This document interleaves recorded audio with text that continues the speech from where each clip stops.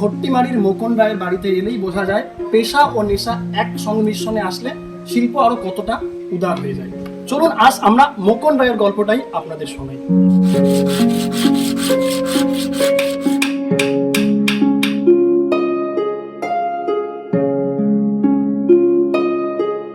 প্রায় 2015 সাল থেকে শুরু করছি আর কি, একটু একটু করে।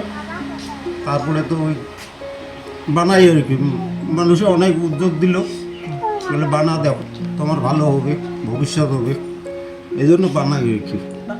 আপনার মানে যে আপনাদের জিনিসপত্র তার দেখা যাচ্ছে একদম দেশ নায়ক বেশি দেখা যাচ্ছে। হ্যাঁ, আমি দেশপ্রেমীকে ভালোবাসি তো। মানে কাকে বেশি ভালো লাগে?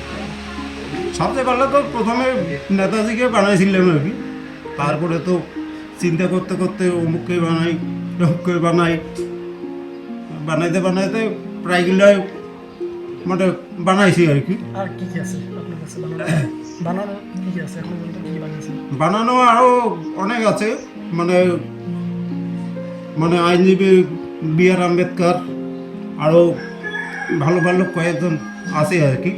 মোদিকেও দেখা যাচ্ছে, মমতাকেও দেখা যাচ্ছে, পছন্দের ব্যক্তিকে। না, ভাবছি যে কেন্দ্রকেও বানাইলাম, একটু রাজ্যকেও বানাই দেখি। কাজ করছেন, কিন্তু আপনার ছেলে থেকে শুরু করে আপনার স্ত্রী তারা বলছে যে আর্থিক অনটন রয়েছে বাড়িতে। হ্যাঁ, ও তবুও মানে আমার মানে উদ্যোগের জন্য বানাই আর কি। মানে আপনি কাজটা করবেন? হ্যাঁ, করবো। আর আপনার যে সামগ্রী যত কিছু রেডি হয়ে আছে এখনো পর্যন্ত, হ্যাঁ, কোনোভাবে কি এগুলোকে বিক্রি করার কোনো পরিকল্পনা রয়েছে আপনার? হ্যাঁ, যদি কেউ মানে মোটা দাগে আসে আর কি, মানে সঠিক পারিশ্রমিক হ্যাঁ, পাইলে আপনি দিবেন? হ্যাঁ, তাহলে তো মানে দিব আর কি। পারিশ্রমিকটা যদি আমি পাই তাহলে আমি উপকৃত হই।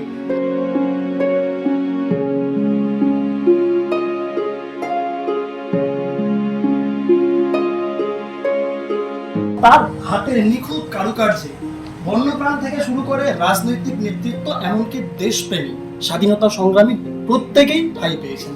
এই মুহূর্তে সেই ছবি, যেখানে যিনি শিল্পী রয়েছেন তিনি একদিকে বসে রয়েছেন, তার পরিবারের লোকজন রয়েছে।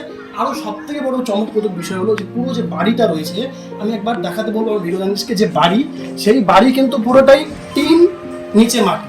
আর সেই টিন মাটির বাড়িতেই শোভা পেয়েছে একাধিক কারুকার্য, যা প্রায়শই দেখা যায় যে সুবিশাল যে প্রাসাদ রয়েছে, সেই প্রাসাদের দরজা জানলা যেভাবে বানানো হয়, ঠিক সেভাবেই কিন্তু মোকন বাবু তার নিজের হাতেই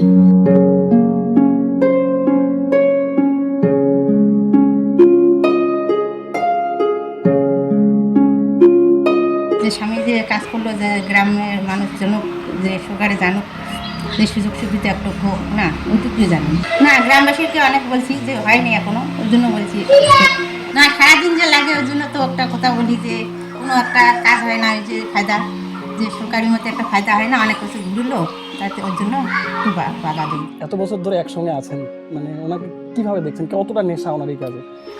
ও তাও তো কাজের নেশায়, তবে আমরা বলি যে আমাদের সংসার বাঁচে না, ওর জন্য বলছি। বাবা যে কাজগুলো করছে, মানে কবে থেকে দেখছো বাবার এই কাজ? 2016-17। মানে তুমি বড় হওয়ার থেকেই দেখতেছো, দেখে আসতেছো বাবার কাজে হাত লাগাচ্ছ? হ্যাঁ, মাঝে মাঝে লাগাই, মানে তখন দরকার পড়ে তখন করি। কি মনে করছে এই বর্তমানে একটা মানে 2025-এ আমরা আছি, একটা মানে সাম্প্রতিক কালে দাঁড়িয়ে এই যে মানে শিল্পটা, যে তোমার বাবার যে কাজ, এটা কতটার কি ভবিষ্যৎ আছে, কি মনে করছো? কোনো কদর কি পাওয়া যাচ্ছে কোথাও? সেরকম তো কিছু দেখতেছি না, এখন দেখি।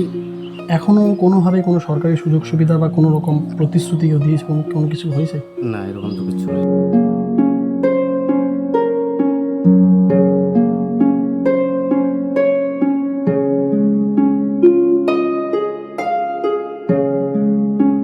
এখন মোকন বাবু তার দারিদ্রতাকে রীতিমতো চ্যালেঞ্জ জানিয়ে তার নেশাকেই প্রাধান্য দিয়েছেন, এবং তিনি আউটডোর ভবিষ্যতে এই পেশাকে কাজে লাগিয়ে আরও তিনি মূর্তি বানাতে চান, এমনটাই তিনি বলছেন। পাশাপাশি সরকারি সুযোগ সুবিধা পেলে তিনি এই কাজে আরও স্বাবলম্বী হয়ে উঠতে পারবেন, এমনটাও তিনি জানিয়েছেন। এখন শুধু সময়ের অপেক্ষা। জলপাইগুড়ি থেকে ক্যামেরা আর্থিকা দত্তের সঙ্গে সানি, সময় কলকাতা।